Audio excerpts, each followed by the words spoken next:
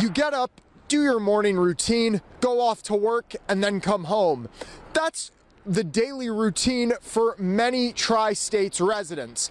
But if disaster strikes and your life is put on hold, what will your local government do to protect you?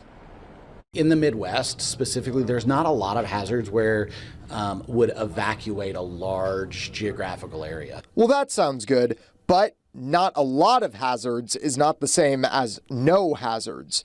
That is where emergency management comes in to have a plan to protect their communities.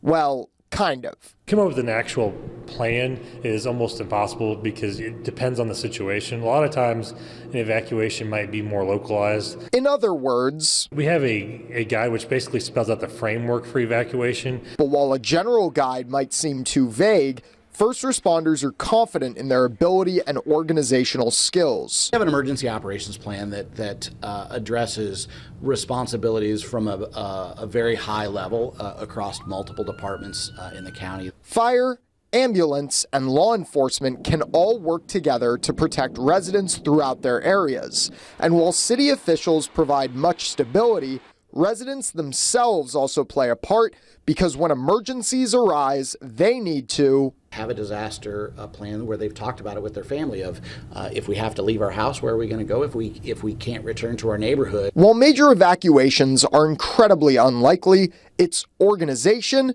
communication, and responsibility that will protect residents if disaster strikes.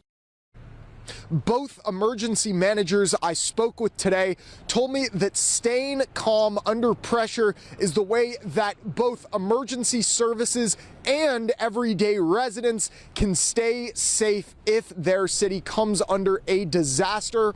Live in Quincy, Zeke Shapiro, WGEM News. All right, thank you, Zeke. By the way, emergency management directors in Hannibal and Quincy say their agencies are well equipped to handle climate emergencies and did so during last weekend's snowstorm.